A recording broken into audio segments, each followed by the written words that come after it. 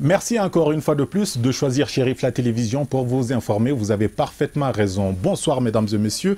Bienvenue dans la grande édition de ce dimanche 14 octobre 2018. Dans le cadre du mois de la solidarité et de la lutte contre l'exclusion, le chef du gouvernement malien, Soumaïlou Boubèye Maïga, a rendu visite à la personne la plus âgée de la commune 1 du district de Bamako. La visite a eu lieu le mardi dernier dans la matinée à Sikoro-Papré en présence du ministre de la Solidarité et de l'action humanitaire. La doyenne de la commune 1 a reçu une enveloppe de 500 000 francs CFA de la part du PM. Le compte-rendu est signé ici Alhamidou Badini, Draman Malé et Mariam Traoré. Elle s'appelle Mafili Diallo. Âgée de 111 ans, elle a 5 enfants, 43 petits-enfants et 45 arrière-petits-enfants.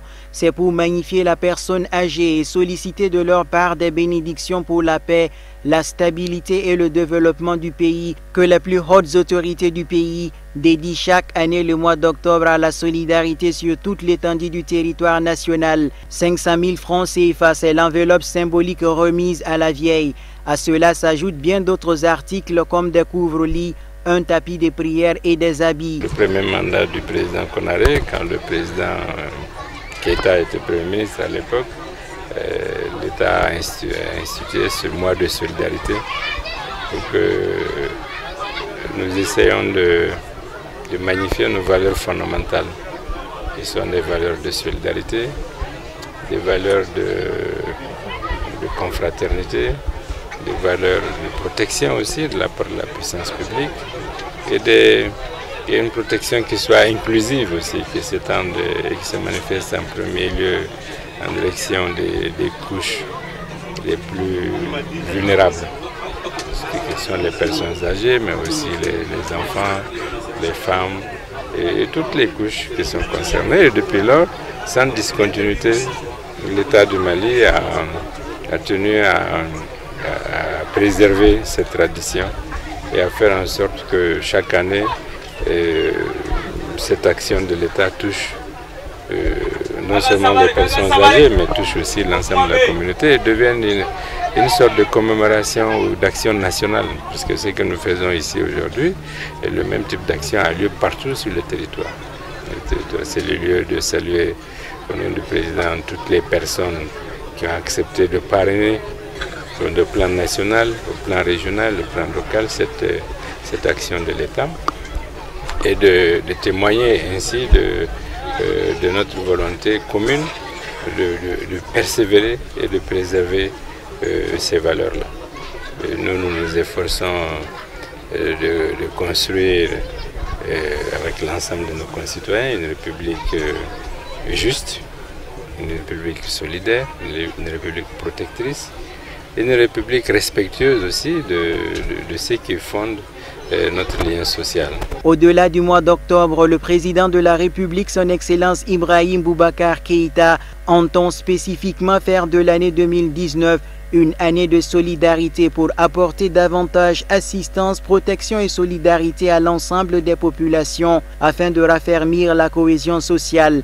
La cérémonie a pris fin sur une note de bénédiction pour le bonheur du Mali. Après la commune 1, direction la commune 4 du district de Bamako pour vous dire que le ministre de la Jeunesse, de l'Emploi et de la Construction citoyenne, porte-parole du gouvernement malien, Amadou Koïta, a animé son traditionnel briefing le dimanche dernier au SIGMA, Entendez-là, le centre d'information gouvernementale du Mali. C'était à Amdallaye ACI 2000.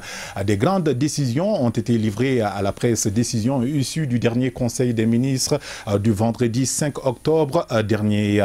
Le reportage est signé Hamadou Nkola Diallo et Seydou Niaré. Suivons avec eux. Le ministre Amadou Koïta a commenté les 3 projets de texte examinés et adoptés par le dernier Conseil des ministres. Au titre du ministère de l'économie et des finances, le premier texte est relatif à l'étude, au contrôle et à la surveillance des travaux de construction du seuil de Koulouba. Le deuxième est relatif aux travaux de construction du pont Kayo à Koulikoro et ses voies d'accès. Le troisième et dernier projet de texte au titre du ministère de l'Agriculture fixe le cadre organique de la direction des ressources humaines du secteur du développement rural. 2 projets de décret ont été présentés par le ministre de l'économie et des finances. Le premier projet de décret porte sur l'avenant conclu entre le gouvernement de la République du Mali et le groupement Aegis International. L'objectif de ce programme est d'aménager plus de 24 000 terres agricoles, sinon rizicoles, en submersion contrôlée et maîtrisée, plus de 6 000 hectares de production bourgoutière pour le développement de l'élevage et plus de 554 hectares pour la production, sinon la culture maraîchère. Cet avenant a une incidence financière de 80 223 000 francs CFA, qui est le montant est pris en charge par le FAD, le Fonds africain pour le développement. Le deuxième avenant est conclu aussi entre le gouvernement de la République du Mali et l'entreprise COVEC. Il est relatif aux travaux de construction du pont de Cayo et ses voies d'accès. Après un certain nombre de préoccupations, le gouvernement a décidé de financer à travers les ressources propres du pays à hauteur de 36 997 millions de francs CFA les travaux de construction du pont de Cayo et ses voies d'accès. Le gouvernement a également examiné un projet de décret présenté par le ministre de l'Agriculture. Donc ce cadre organique prend en compte un certain nombre d'innovations, notamment l'intégration de certains corps, les corps d'inspecteurs de finances, d'inspecteurs des impôts, d'inspecteurs des services économiques seront pris en compte pour la nomination des chefs de division, rémunération et système d'information. Au chapitre des communications, le Conseil a pris acte de 4 communications écrites au titre du ministère des Affaires étrangères et de la coopération internationale, du ministère des Transports, du ministère du Commerce et de la Concurrence et du ministère de l'Habitat et de l'Urbanisme. La première communication écrite a été présentée par le ministre du Transport. Il s'agit du plan stratégique de développement météorologique. Comme vous le savez, l'Agence nationale de la météorologie du Mali a pour mission essentielle l'observation, l'étude du temps, du climat, également des paramètres atmosphériques de l'environnement, afin de fournir des informations fiables permettant de protéger les personnes et leurs biens. La deuxième communication écrite a été présentée par le ministre du Commerce et de la Concurrence. Il s'agit d'une communication écrite relative à la politique nationale de développement du commerce. Cette politique vise surtout à développer le commerce malien, afin de favoriser sa contribution à la croissance économique et surtout de rendre également la balance commerciale, sinon excédentaire. Le ministre, la deuxième du même département, du ministre du Commerce et de la Concurrence, et également la politique nationale de l'exportation de la viande rouge. La quatrième communication écrite a été présentée par le ministre de l'Habitat et de l'Urbanisme. Il s'agit surtout du schéma directeur d'urbanisation du Mali, de Bamako plutôt, et la création des villes lisières. Comme vous le savez, Bamako a besoin de ça aujourd'hui pour que notre capitale puisse également s'adapter à l'évolution démographique à laquelle nous assistons. Au titre des questions d'actualité, le ministre a informé la presse de la participation du président de la République du Mali à la 73e session de l'Assemblée générale des Nations unies et la visite du Premier ministre Soumeylou Boubaï Maïga dans la région de Mopti. Le président de la République, son Excellence Ibrahim Boubacar Keïta, était à la 73e session de l'Assemblée générale des Nations unies. Au cours de cette session de l'Assemblée générale des Nations unies, le président de la République a pris la parole au nom du Mali. Il a surtout félicité les Nations unies pour leur engagement aux côtés du Mali en faveur de la paix, la sécurité et la stabilisation à travers l'aménagement. Le Premier ministre, également chef du gouvernement, s'est rendu dans la 5e région, à Mopti. C'était le mardi. Il est allé d'abord pour constater le retour effectif des services de sociaux de base dans le contexte de la rentrée scolaire. Enfin, le ministre Amadou Koïta, porte-parole du gouvernement, a apporté plusieurs autres réponses relatives aux questions d'actualité qui animent le débat politique en cours dans notre pays. Et nous restons toujours avec le ministre Koïta, celui en charge de l'emploi, de la jeunesse et de la construction citoyenne, qui a organisé jeudi dernier au Carrefour des Jeunes de Bamako une cérémonie de mise en route des boursiers de l'Algérie au compte de l'année universitaire 2018 2019. C'était en présence de l'ambassadeur de la République d'Algérie, également en présence des 27 bénéficiaires de cette bourse qui étaient accompagnés de leurs parents. Le reportage est signé Amadou Camara et Fousseini Keita. Le gouvernement de la République algérienne démocratique et populaire met chaque année à la disposition du gouvernement de la République du Mali des bourses d'études universitaires du système LMD aux bacheliers maliens. Je suis très heureux, chers étudiants, d'assister à cette cérémonie organisée avant votre départ en Algérie pour rejoindre vos centres de formation respectifs en tant que boursier du gouvernement algérien au titre de l'année 2018 dans le cadre ou dans le domaine de la formation professionnelle. Je remercie Monsieur le ministre infiniment pour cette initiative louable qui dénote tout l'intérêt qu'il porte pour le suivi de votre formation en Algérie et plus généralement pour le suivi de la coopération algéro-malienne dans le domaine vital de la formation professionnelle et de la valorisation des ressources humaines. La porte-parole des bénéficiaires n'a pas manqué d'exprimer au nom de tous ses camarades toute leur satisfaction et leur détermination à honorer le peuple du Mali à travers son gouvernement pour la confiance placée en eux. Permettez-moi de commencer mon propos en souhaitant la bienvenue à tous ceux qui ont bien voulu effectuer le déplacement pour participer à cette cérémonie qui marque un nouveau départ vers une vie de qualification professionnelle. Mesdames et messieurs, nous, bénéficiaires de ces bourses algériennes, version 2018-2019, n'avons pas de mots pour remercier le département de la jeunesse, de l'emploi et de la construction citoyenne pour la transparence et le mérite qui ont prévalu lors de la sélection. Chers parents, votre présence distinguée donne à cet événement un caractère spécial et nous rassure davantage sur l'opportunité de l'initiative autour de laquelle nous sommes aujourd'hui réunis.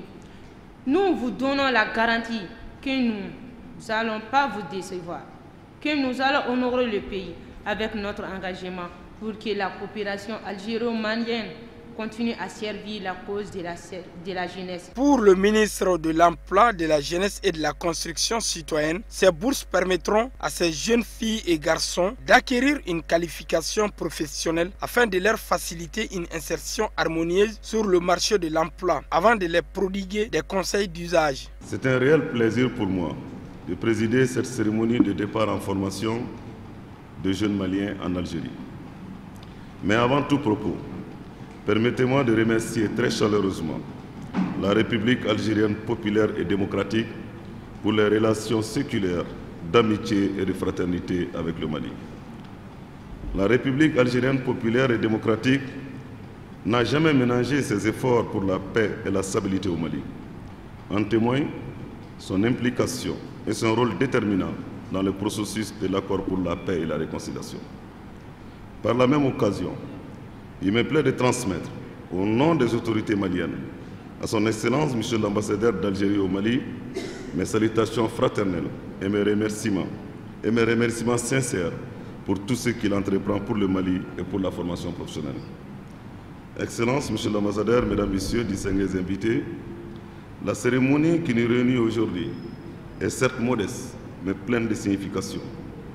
Elle consacre le départ de 57 jeunes lauréats maliens en formation en Algérie, dans diverses filières de formation professionnelle en rapport avec les besoins du marché du travail. Rappelons que c'est dans le cadre de la fructueuse coopération entre la République du Mali et la République algérienne démocratique et populaire que ces 57 bourses ont été accordées aux bacheliers maliens qui sont âgés de 17 à 25 ans, dont 43 garçons et 14 filles qui seront répartis dans 31 filières de formation. Le Mali, à l'instar de la communauté internationale, plus particulièrement de l'Union postale universelle UPU, a célébré le mardi 9 octobre dernier la journée mondiale de la poste édition 2018 à l'hôtel Sheraton à Hamdallaye ACI 2000. Thème retenu cette année, livrer du bien au monde entier. La cérémonie était placée sous la haute présidence du ministre en charge de l'économie numérique et de la communication, en présence de quelques membres du gouvernement et bien entendu du PDG PDG de la Poste. L'élément est signé Fatmata Kane, Baba Keita et Mariam Traoré. La communauté internationale, plus particulièrement l'Union postale universelle, célèbre le 9 octobre comme étant la journée mondiale de la Poste, d'où l'initiative de cette cérémonie. Les responsables de la Poste du Mali ont saisi l'occasion pour faire l'état du service en élaborant plusieurs autres sujets. D'abord, c'est pour fêter, comme dans tout le monde entier, la journée du 9 octobre, qui est la journée internationale de la Poste. Ensuite, c'était pour effectivement remettre le secteur postal au cœur du débat. Je dis bien le secteur postal, je ne parle pas de l'opérateur postal, mais surtout le secteur postal, c'est-à-dire tous les acteurs du secteur, à savoir l'opérateur, les régulateurs et l'État, pour le remettre au cœur du débat et qu'on puisse faire un diagnostic sans complaisance ensemble de ce secteur-là. Oui, comme on l'a dit lors de ce débat-là, effectivement, la Poste connaît beaucoup de difficultés, que ce soit des difficultés financières, mais aussi des difficultés dans la stratégie. Et raison pour laquelle nous avons revu tout ceci et nous sommes en train de retravailler justement à relancer la Poste en mettant en place des grandes réformes. Et c'était justement l'un des objectifs de cette rencontre, c'était justement de faire ce diagnostic-là et de se dire à chacun c'était quoi son rôle et surtout de signifier à chacun sa part de responsabilité. Aujourd'hui, on s'est dit qu'il est temps qu'on se dise clairement les choses et que nous mettons en place un plan d'action qui se cadre bien avec la volonté du président de la République et qui s'inscrit bien dans les axes qui sont signifiés dans la lettre de mission du président de la République au gouvernement et permettre à la Poste de jouer pleinement son rôle. La Poste a comme mission principale d'assurer la collecte, les tri, les transports ainsi que la distribution des courriers. La coordinatrice du service électronique estime qu'avec les nouvelles décisions du PDG, l'objectif visé sera atteint. Les principales missions de la Poste aujourd'hui se résument au transport et au paiement des mandats, à la messagerie et puis au service électronique. Et avec le nouveau PDG qui est là, avec sa nouvelle vision de la Poste, aujourd'hui on a de l'espoir. On a de l'espoir dans ce sens que les nouvelles missions aujourd'hui dédiées à la Poste, vraiment, ce sont des missions d'actualité. Aujourd'hui, il a une vision pour l'électronique, les services numériques. Donc aujourd'hui, on ne peut rien faire aujourd'hui sans le service numérique. Et là, ça fait partie de sa stratégie. Le ministère en charge de l'économie numérique et de la communication s'est réjoui de cette journée. En cette journée du 9 octobre 2018, je souhaite vivement qu'on puisse multiplier ces occasions-là.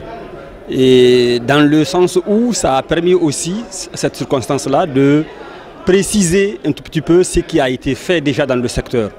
Le département de tutelle, du secteur postal,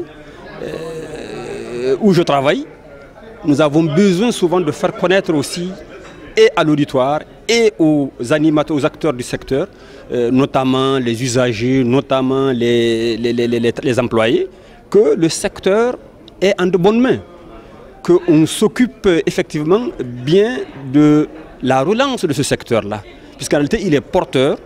Ailleurs, il fait les merveilles, il fait je dirais même le bonheur des travailleurs et de l'État.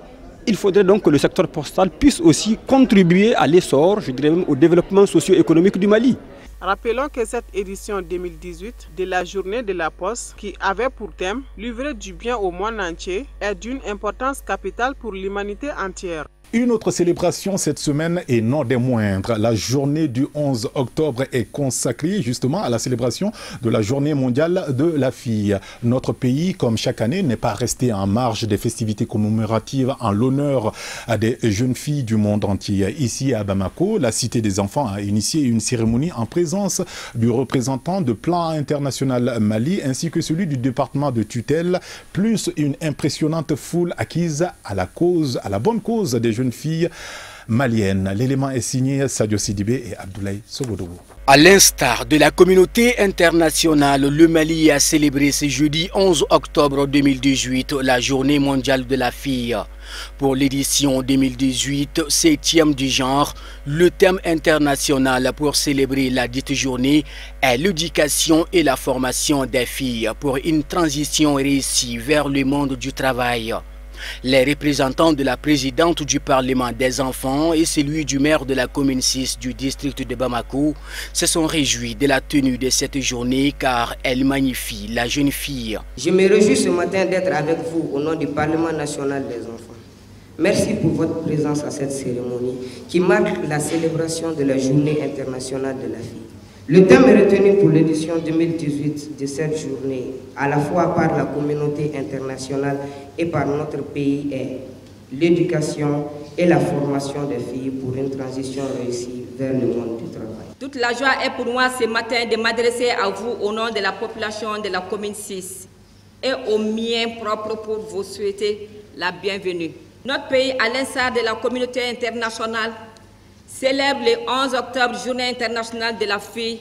Cette journée nous permettra non seulement à mettre en lumière les besoins des filles et à répondre aux défis auxquels elles font face, mais aussi et surtout nous rappeler qu'il est essentiel d'élargir les opportunités d'apprentissage actuellement disponibles aux filles. L'occasion était opportune pour le directeur du plan international Mali de saluer les efforts du gouvernement en faveur des filles au Mali avant de dresser brièvement les chiffres obtenus par son organisation. Quant aux représentants de Madame le ministre, il a rendu un hommage appuyé aux filles pour leur intelligence et leur aspect socio-culturel. Nous sommes très fiers, très honorés surtout de travailler aux côtés du gouvernement du Mali à travers le ministère de la promotion de la femme, de la famille et de l'enfant à célébrer cette journée internationale de la fille.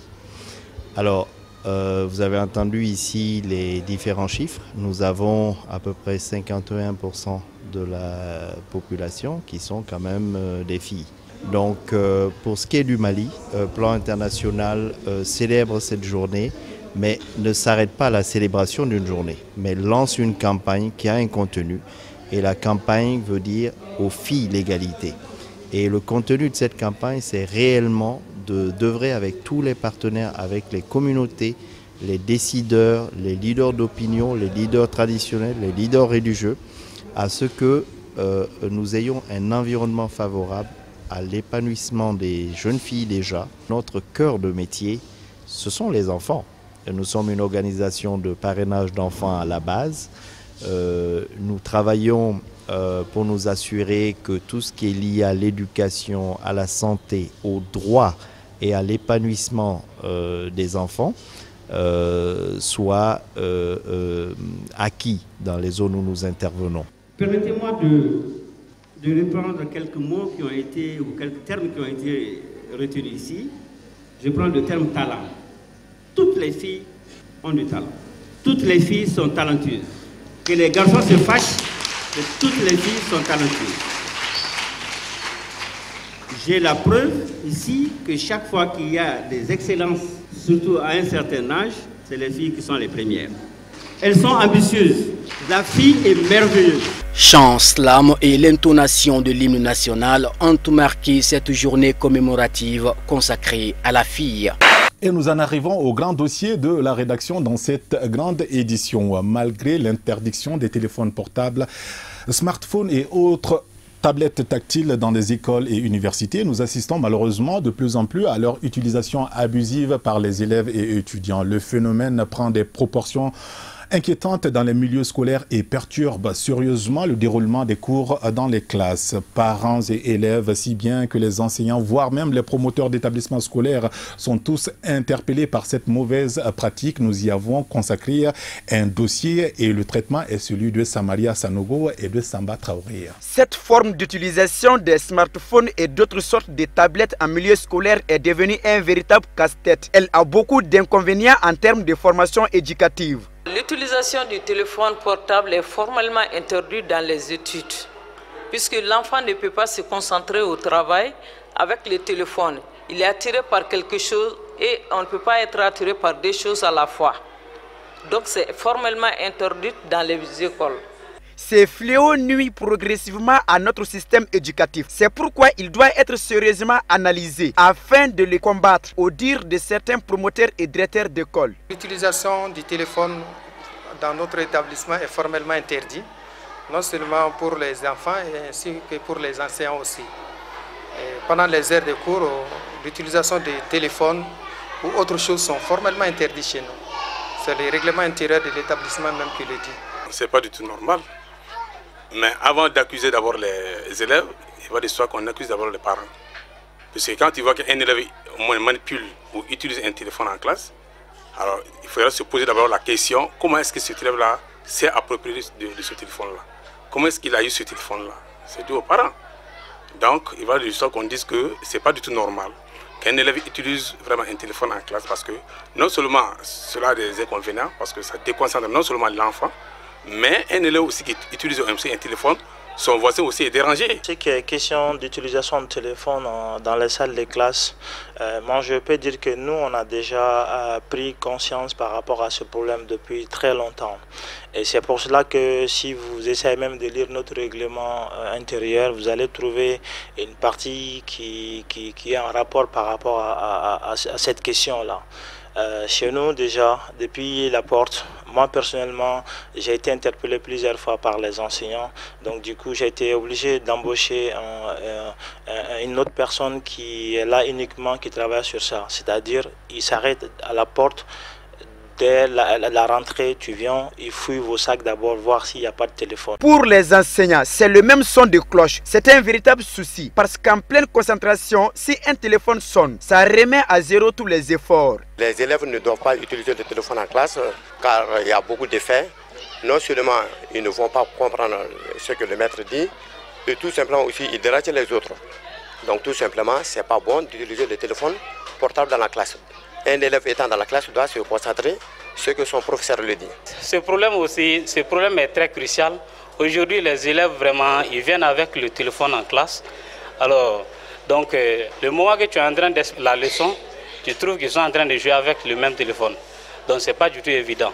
Et on remarque beaucoup, tout élève qui joue avec le téléphone, donc il n'est jamais concentré. Et s'il n'est pas concentré, alors qu'est-ce qu'on remarque? Il n'arrive pas à apprendre comme il le faut. Côté élève, c'est quasiment la même grille de lecture. C'est la raison pour laquelle il la déplore rigoureusement. Non, je ne le pense pas parce que si cet élève manipule son téléphone, il va déranger son professeur pendant le cours et aussi ses camarades de classe. Donc l'utilisation du téléphone en cours n'est pas recommandée. Un élève ne doit pas manipuler son téléphone si le professeur est en train d'expliquer la leçon. Parce que il ne peut pas comprendre la leçon bien et il dérange les autres élèves. En rentrant à la classe, il doit laisser le téléphone portable à la maison. Ça perturbe le cours. Et on est venu à l'école pour apprendre. Ce n'est pas pour ces choses-là. Un élève doit suivre le cours quand le maître explique les leçons. Et on doit apprendre aussi, on ne doit pas faire ces choses-là. Ça leur perturbe, ça leur dérange quoi, ils ne peuvent pas comprendre. Parce que le cours va être perturbé quand le maître va s'arrêter pour lui dire d'arrêter et ça dérange les autres aussi. Non seulement lui n'apprend pas et les autres aussi sont dérangés. On doit éteindre le téléphone et mettre dans le sac. On ne doit jamais le sortir quand on est au cours. En plus des élèves, plusieurs administrations scolaires commencent à interdire l'usage des téléphones aux enseignants en temps de cours. Ils sollicitent l'implication des plus hautes autorités pour gagner cette bataille qu'ils trouvent noble. Et c'est ce grand dossier de la rédaction qui referme la grande édition d'aujourd'hui. À 21h, vous avez rendez-vous avec Kafouné Batili pour la version en langue nationale Bamanakan. Excellente suite de programmes sur Chérifla à télévision. Bon début de semaine à toutes et à tous et à très vite pour d'autres nouvelles sur votre chaîne préférée, Chérifla Télévision.